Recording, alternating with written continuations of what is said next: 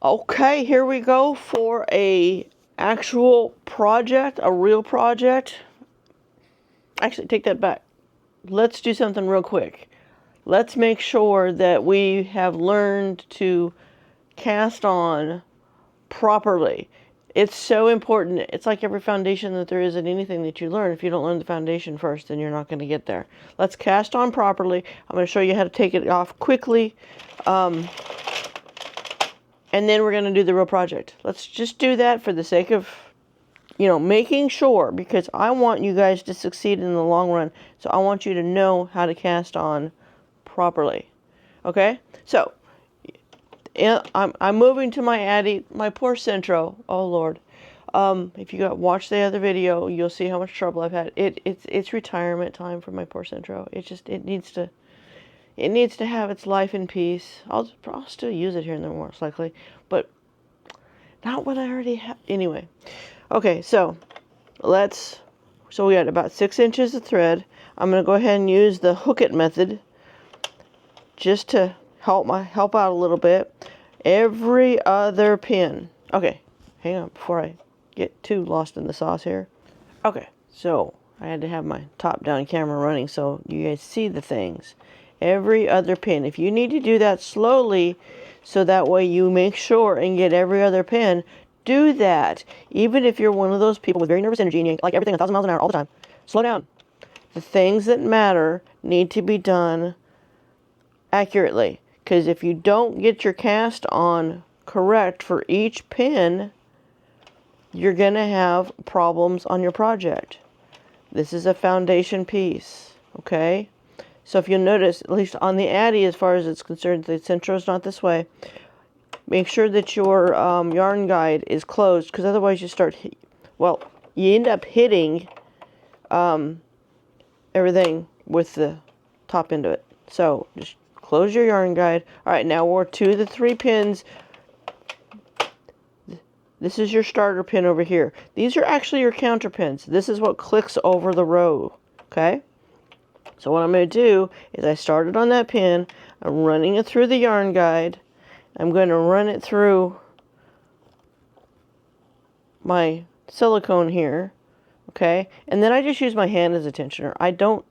You can put on a tensioner if you want to. If that works for you, great. So if you notice, here was my start pin. That's where I'm hitting the first pin. Now what I'm going to do is I'm going to watch very carefully. I'm not in a big hurry. I'm not saying you have to do this increment, like snail's pace. I'm saying pay attention, because your biggest mistakes are on your starting rows. If you didn't have a solid cast on, and you're looking for those yarns around the edges, around your circle, to be consistent, but not be saggy. And not have a bunch of tension in them either. You want it loose, but you don't want it saggy. There is a difference. Oh my goodness, the difference in the machine lands. Y'all, I'm sorry. I just had... Anyway. So, as you roll, you're just paying attention. If you need to slow down to make sure that things are working correctly, slow down. It's okay. You're not, as a learner, just learn. Don't worry about having it 1,000 miles an hour and getting to the end point. You got to enjoy the process somewhat. Because if you don't, you're also not going to be able to fix the challenges, because there are challenges. All right. So I'm watching my yarn. Being hooked by the pin and being pulled through the loop. That's what matters here. The hook by the pin and pulled through the loop. Now, as far as my hand as the tensioner, it literally is just going through it. I'm not fixated on pulling it. In fact, I literally use, as if it's pulling, just like this. It literally just runs through my fingers and across my thumb. All I'm really doing there is making sure the knots don't come up, because no matter how well you skein it, ooh, I dropped a stitch. See? we're going to get a little more experience at something. Because you know what? At this point, it is easier. Because that's a drop stitch right there, y'all. It's easier to take off and redo than it is to fix that and go clear back to the beginning. That's not much fun. And we're only at like 9 rows. Alright, I guess you get to see me do it again. So, to take off, take your yarn out of the guide. You're not feeding your yarn anymore. So all your stitches are now loose. And now they're falling off. That's how you take off. This is not cast off. It's a take off. That's how you take off. Okay? Is you basically don't give it the yarn to work with. Okay. So all I'm going to do is I'm literally just going to pull this out real quick.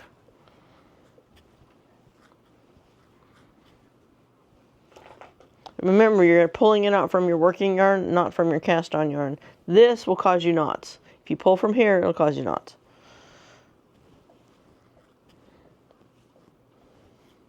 That's actually made to cinch it together, not to pull, not to undo it. Okay? Let's try it again. Okay, same thing. Yarn guide's closed, about 6 inches-ish. Now, every other pin. So, there we go there. Wait a minute. It doesn't really matter, but I'm going to do it right. I just realized that I wasn't on this pin, my start of row pin. I was on the one next to it. I was on this one. It is not the start of row pin. Not that that matters that much on most patterns, because it doesn't. But it does matter in some. So, you might as well be aware. Right? So every other pin. Now, how I dropped a stitch before, I'm not really sure. I didn't see it. But I did see the result of it, and that's key. And it's really nice to see that before you get too far, because it's so much easier. I mean, cranking knitting stitches takes no time. Fixing them, on the other hand, that's another story. All right, so I'm going to do 1 row. Paying attention.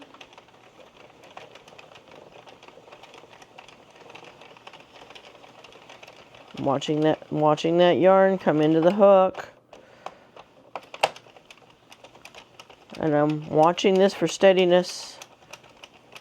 Making sure everything is consistent. Because one thing, I don't really want to start all over again. There's that. Okay. Let me just go ahead and zero out on that. That's usually when I zero out, once the first row is in there. The cast on row doesn't count, y'all. Now I'm just steadily cranking. That's one of the biggest mistakes people make, is just getting after it right off the bat with either a power tool or a motor, or very inconsistent cranking, because it doesn't work out. These machines are made to be ran with a consistent pace. That doesn't mean you can't stop. It means that when you're running, you don't herky-jerky it. And I see it absolutely constantly when I'm doing demonstrations. People get on there and then they get really jerky with it, because some people, honestly, especially little kids that have not had a lot of athletic endeavors in their world, they don't have a lot of muscle control. It becomes really quite apparent with this stuff. Okay, so I'm at the same place that I was, I think, maybe. We're going to go ahead and go to 9 for the sake of doing it. So I can say for sure that I was at the same place that I was. Okay, so I'm just rolling along. So clearly, I either missed something in the beginning, my cast on was not perfect, or something. So you have a very even stitch going on around. You can see that it's even. Yep, it's working. Alright. Everything's the way it's supposed to be. Okay? That was casting on and taking off. And doing it in a way that you very likely will have success. But you also saw when you don't. And when it's just easier to do it the other way. Because it took, what? If I wasn't talking to you, it would have taken me probably less than a minute to do all that. And it would take me longer than that to ladder back up those stitches. Especially when it's clear down to the cast on. Not my flavor. And at this point, you could probably hit it with a drill. And it won't care. Alright. So cast on. Alright, I'm gonna do it again. This is the beginning of the row. And we are going to be ready. We're going to move on to the project colors. Okay? So I'm gonna go ahead and, so if you see right here, this is why I say that as you take it off and stuff, that those pins right there will start hitting your yarn guide, and that's not good. So just close that.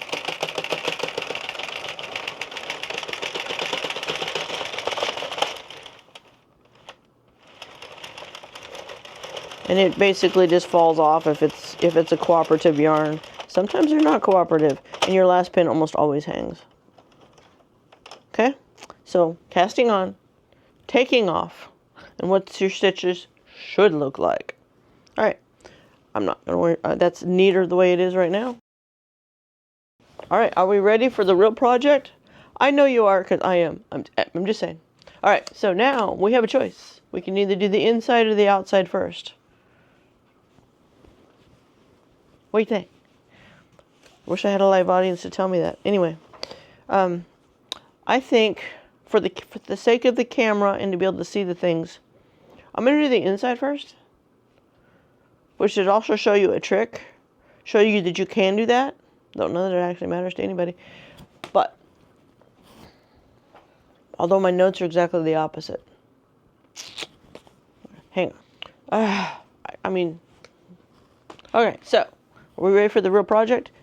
This is what I'm using, and we're going to do a double brim reversible beanie and make a nice one. Okay?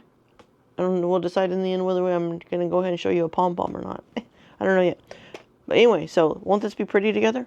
Okay, we're going to go with that, and we're just going to pull out a bunch of our main color yarn. And by the way, y'all, go ahead and I sincerely tell you to pool your yarn in the beginning, because there's enough friction coming off of that. Even when it's a well done skein, then even it literally says center pull. They've figured out the technology that they can center pull that reasonably well. It's kind of staticky. We'll see how that works out. Okay, so we're going to have about 6 inches. We know that we're beginning with a cinch-style cast on, which means that we're going to pull it in the end to close it up. So I'm going to go down. Now I'm going to start weaving every other pin, just like we just did every other pin. I really do try to take the time to make sure this stuff is right. It helps when I'm not trying to talk at the same time, because then I end up making errors. However, even when I demonstrate this, I don't get in a hurry to do this, because I know that if I don't get the cast on right, everything else is going to have holes in it. Alright, so given that I'm literally coming up and behind on that, I'm pretty sure I got it right. So, you can go ahead and hook underneath like that, like this. Doesn't really matter that much. However, it doesn't hurt, and I know that's what it's supposed to do, so there's that. I'm going to run one row at a very reasonable pace, making sure that this is still the cast on row, y'all. This is what you would be doing on your needles. Alright, now I'm zeroing out. Okay, so what we're going to do here is we started with our first working pin. Every other needle is being the cinch-style cast on.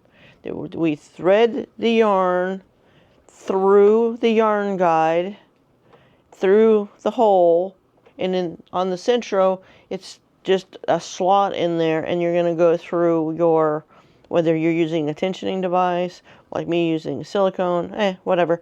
But yeah, just thread your yarn through, because your better chance of succeeding is having a straight shot through it, not pulling off like this or anything other stuff. I've seen people succeed that way, but they have to pay more attention. All right, so now we've reset the counter. We're going to now crank consistently. We're not herky-jerky in it. We're literally just going clockwise consistently, okay? Just a nice pace. We can see the yarn going into the pins and through the loops. We literally can see it function. That's important. We need to see it function for the first few rows. One, it also lets us know whether our yarn is working well. And I'm pleased to see that this yarn, even being variegated, and I say because even being variegated, which means that the different dyes are used on the fiber. Well, it's not really fiber. I don't know whether you consider acrylic fiber. Anyway, different dyes are used in the process of doing this. And so that means that there's going to be different frictions that is being into effect as it comes down the pins. So the science means that there's different factors involved. So we're seeing that it's a pretty consistent, it's working reasonably consistently for us. Start a row again. Let's keep on going. All right, this is going pretty well. This is about how I run with my hands on a normal basis. I'm keeping my eyes on the consistency of stitches. Oh, looky here. This is why I keep my hand on the yarn. I don't want that to hit here. This is why I do that. All it takes is a shake to get it out. But the reality is if it just comes up, you can't stop it. Now, there's a lot of people I know that create a cake, or center pole cake, for their yarns, even when they're a good center pole skein, because that way they know that there's no tangles in it, or at least it reduces the likelihood heavily. That is a player. We definitely do that when we're using a flatbed knitter, which you may see behind me. I've got another one that I'm going to start play with soon. And you'll see videos on that sooner or later. But, so I'm still pooling yarn. It's coming out of the skein at this point super smooth. I'm probably actually going to go ahead and... I usually put my yarn down below when I start letting it pull out of the skein, when it's coming out nicely. It's got to be coming out nicely though, because added tension is not in your favor when it comes to the working yarn coming in. This is working as well as I can expect for any decent yarn. I'm well pleased with that. We haven't had any issues. I say that and well, anyway, I don't want to jinx myself. Not that I believe in jinxing is a thing anyway, but still. We are at 15 rows. I almost always, especially with a new yarn, run to 20 before I hit it with a drill. That way I know what I've got going on, because sometimes I need to add weight to it at that point. But I don't want to get so far and have a bunch of stuff I got to repair. But honestly, I'd just start over even at this point too, because 20 rows is nothing.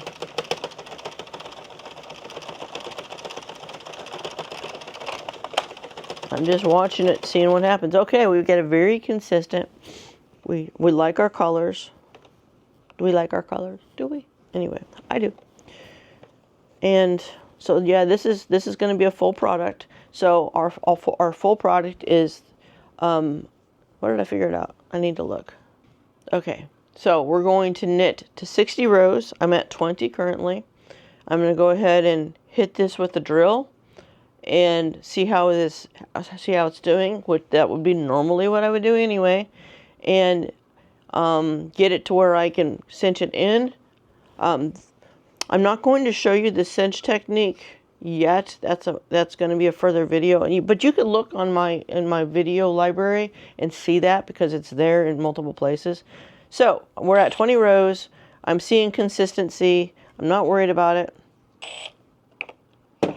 There's always the challenge of getting the thing lined up. All right, we will meet you at 60 unless something transpires in the meantime.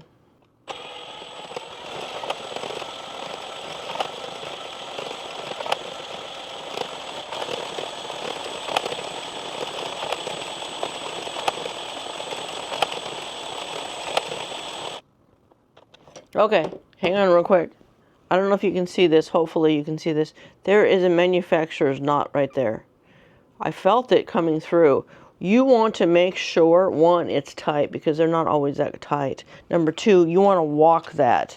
You don't want to automate that. You don't want that to go, because it could be just schmidgely and it barely made it through my tensioning hole. All right, now it's in. I'm going to do one row just to make sure that it's not going to cause me a tuck stitch or something. And there it is over there, I think. Yeah. 2 rows. I want that to be into the project, not in the live stitches.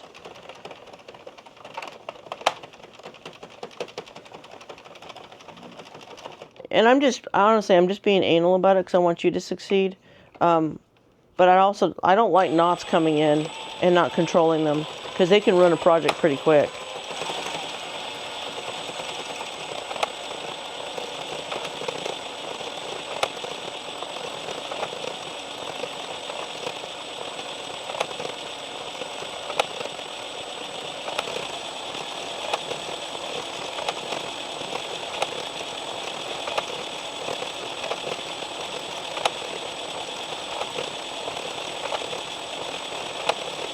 Okay, I should have said I'll meet you at 50. My fault. Because this is about ready to hit the table. Can you see that right here? It's about ready to hit the table. Which means that the weight is no longer pulling down. It's going to literally be almost pushing up, to be honest. And the weight coming down is part of what makes the machine work well. So what we do with that is this. If you looked at the tools video, which I hope you have, and you're going through this course, this is part of a course, by the way. If you haven't seen that, please look for the playlist. So that way, I'm trying to fill in all the gaps of the things that people have challenges with, and this is part of it. So I typically use a silky scrunchie, and I just bundle it up like this. Now, some people, they do this, and then they just leave it like that in the middle. Now, in the long term, you're still going to have to do something more than that with a donut. So I personally really like having that silky scrunchie because that way I can control the even tension coming around the machine. I've worked with a lot of really, really funky yarns, and that is part of what makes things work nicely. Now, because this yarn honestly doesn't need it much. This is running super well. I didn't even have to add weight before I got this far at 50 rows.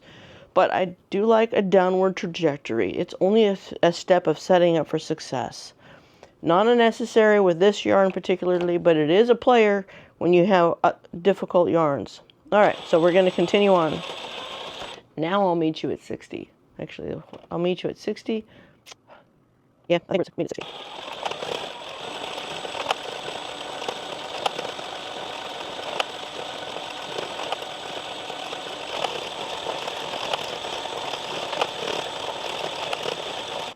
Alright, so I'm almost coming up on 60, and I'm looking for the beginning of the row, which is those black pins and that first white one. Okay, 60. This is where the halfway point I consider for a beanie, okay? I consider. You can vary your distances all you want to, depends on the size. I oftentimes, sometimes even use 70. When I'm doing charity work, I often use 70 because that way it allows for a bigger head. I mean, a lot of the men have bigger head. Anyway, 60, that way I'm getting what I'm looking for out of this one. These kind of colors is more for the family unit. You know, some of the ladies like these kind of colors, and so it's a different charity it'll go to. I'm just saying. Okay, so change of color. Grab your scissors, little snips, And what I'm going to do is, you don't need much for a change of color, but I do want a solid beginning of the row, okay? And I say that because the beginning of the row is when your yarn comes up and over onto the next row. Well, if you change colors at the beginning of the row, you have a smoother line instead of someplace else where it's not going to be a smooth line. Anyway, so I'm going to do, 3 or 4 inches. I want enough to put into the machine, get a hold of. So beginning of the row, it goes in, right? You can see how much I got left of that, which is enough for easily another hat. And then I'm going to come into this one. It's a brand new skein, so I'm going to be pooling again. This one's not pulling nearly as nicely as the other one did. Okay, okay, just in case you've never seen this, the end yarn is coming through. So how you solve that is go find where that stinking booger is and get him out of there. Because that's going to give you problems all the way through your project if you don't get rid of your end yarn issue. Now, I typically go through and I wrap it just a little bit around the outside. Put the label back over it so that way it plays nice. And get my center pull yarn back out. Okay? Little tip you didn't think you'd even get. Anyway, I don't know. I'm just telling you all the things that I run into here. Because let's get real. Fiber arts, you're going to run into more stuff. It is a deep hole, y'all. And if you fall in love with it and you get the bug, it's an amazing, amazing thing. And it's an amazing community as well, by the way. Amazing community. Find yourself a guild nearby. That's a really great way to get into your fiber arts and learn stuffs. Okay, back into this. So I have looped around my first pin. I'm going to put this in there next to the pin. I'm going to place this in the yard guide, just like this would have been if it was continuing in work. I don't tie it here because you would end up tying it too tight here, most likely. So all I'm going to do is I'm going to line that up with my thing, not that it's against anything at this point, and make sure that it goes in properly. See that? It needed it to go in that hook.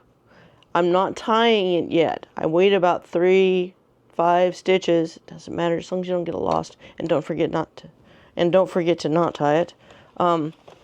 And then for the first row or two, honestly, I usually go till the time I tie it and then hit the drill again just because it's there.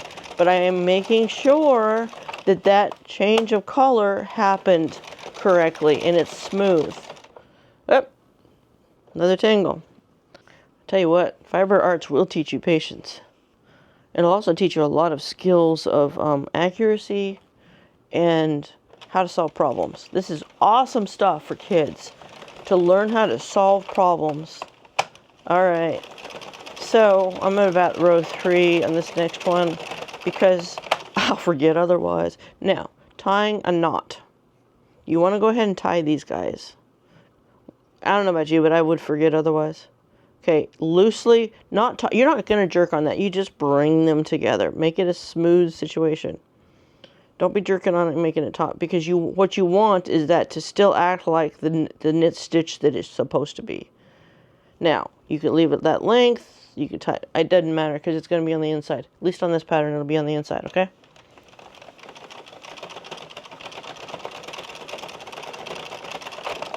Yep. All right, we're doing good.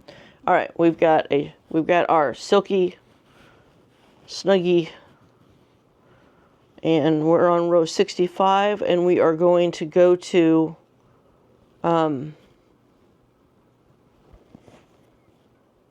we're gonna do another 63. So it makes it to okay. So with this pattern, your even number is easier to remember, but the reason why I'm doing an odd number, because I'm going to tell you right now, is I'm going to go to 123 or 4. Because what happens is I'll show it to you is, let me see if I can show you something real quick. So what happens is if you go only to exactly half, you your outside yarn is over the inside, obviously, but it also doesn't, you're going to end up with the top end, and what you really want is that inside to roll over just a smidge. Okay? So that means that your outside needs to be a little bit longer than your inside. All right, I will meet you at 124, or if something otherwise occurs. So we've learned the color change. We've talked about the cast on yet again. We were talking about, you know, pulling it up and creating weight, downward pull on your center point, so that way the machine works properly. We're pooling our yarn. I'm putting it over there so that way I don't step on it like I usually do. And I'm going to go ahead and hit the drill, and I will meet you at 124. Remember, at some point this is going to hit the table, so you'll slide that scrunchie down, and I'll probably show you, but I just most likely won't talk it. All right, let's go.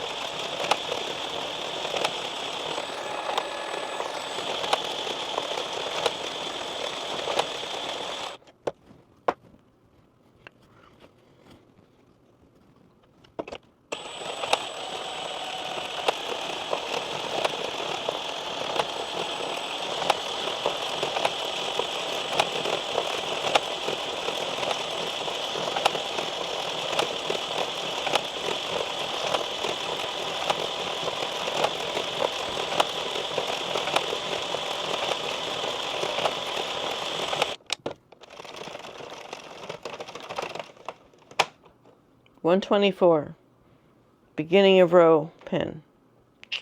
All right, now let's get rid of all of our accoutrements. You can get rid of your scrunchie at this point if you want to, or wait till you cast off. Your deal. I'm going to go ahead and do it because I've been known to forget that and then have to fight for it. So I'm just saying. All right, so scrunchie, all that stuff's in the middle. Doesn't matter anymore. All right, but so on a cast off, I try to give myself enough yarn to not have to worry about it. Now, the number of times I've played yarn chicken and had to make that stretch around, well, I don't have enough fingers and toes for that. Anyway, so I'm going to give myself plenty so I have enough to do the thing, right? Right? We want to be able to do the thing. All right. Now, I'm going to take my yarn out of the guide, out of the first row, fold it in half, pinch that like that so it's easy to thread, okay? Now, you see where we're at, right? So we don't have like double thread coming, you know, having to fight with that or anything. Now this is where things get fussy, okay? The fast part's done. Now, it actually takes longer to finish off a beanie than it does to make one, just saying. So that yarn is through there on this one. That'll be your last cast off, not your first. It's the last. So see this right here?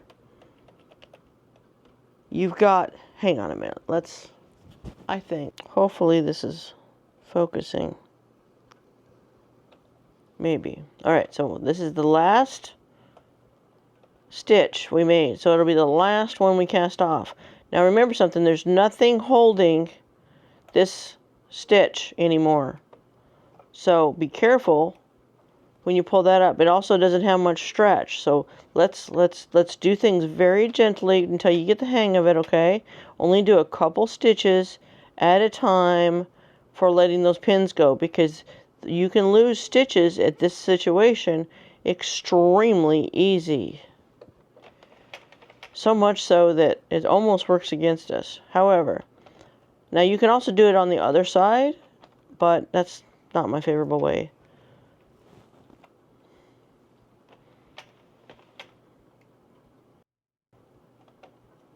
In other words, on the other side of the feeder. But you can see this side is actually a smidge risky to lose stitches. I just prefer it because that's the way it works for me. I come in from the inside, which is also keeping my fingers down on my project, keeping those yarns down. So as you go, you basically have the ability to pick up more stitches. Okay?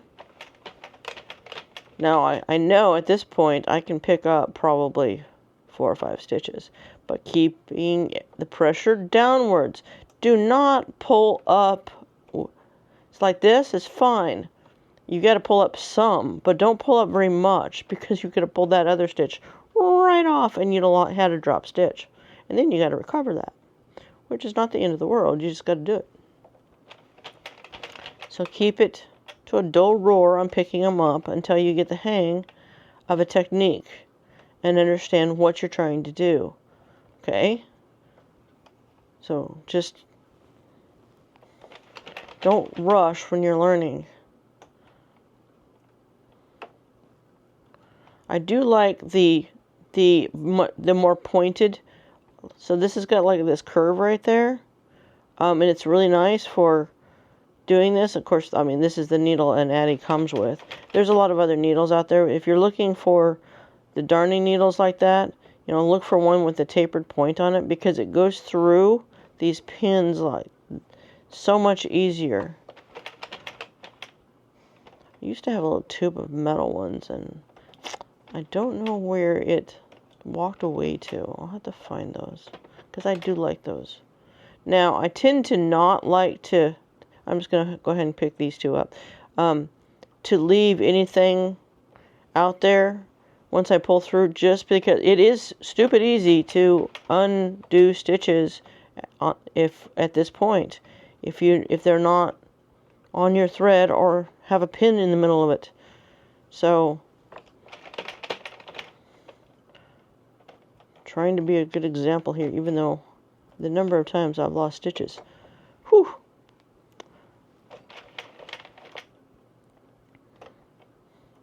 Because we all get in a hurry and we get complacent and it bites us.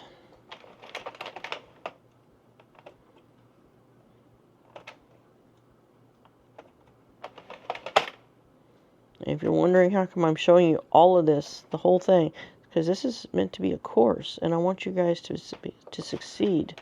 All right, now this one, you notice how that came around? That was our last stitch, guys. That's the last stitch. That's why it did that. Sometimes you have to go ahead and knock that baby back down, because it's got different tension on it than the rest of them do, because that actually had your cast off yarn in it. Okay, you're pulling that up. Now, you can leave your needle on there or take it off. Doesn't matter. So what I want to do right now is, I'm hoping that I'm trying to catch this on camera for you, is, how about, hang on, let's go to the other side if I can. Alright, now what we want to do at this juncture is go ahead and stretch your knitting out. You need to even up those stitches a little bit, although this one's probably pretty even, but the reality is that while it's in work around there, they're being stretched heavily. And then it starts getting weaker past that. So you really need to kind of give the stitches a little bit of workout. This is where having enough tail yarn matters. Because when you do this, you literally, see that? Can you see that? How short that got? You could lose that easily that way. Now, you don't necessarily have to do this one like this, but I like to even out my stitches. I'm checking to make sure that one's knotted, and it is, because the number of times I haven't done that. And all of a sudden I'm like, why do I have a hole in my hat? Oh yeah, I forgot to knot that. Yep. And I just get a hold of that end, that as much as the row, so that way it kind of gets evened. Okay. Are we ready for finishing touches? I hope so, because that's what's happening. Anyway, let's move this out of here so that way you can see better, because I actually need some table space. Normally I don't move this. Normally I go sit on my chair, but that's not where my camera's at. Hey there, Editing Liz here. Thank you for joining me on so far on this course. I'm going to go ahead and move finishing this beanie up to the next video so we can have a little bit more bite-sized pieces, sort of. And that way it's a little easier for us, okay? So we'll catch you in the next video to show you the little steps that I take to finishing up the both cinch side ends and why I do the things that I do. So I think also I'm adding a pom-pom on it at some point. So thank you for watching so far, and hopefully this is being helpful to you. We'll see you in the next one. Okay?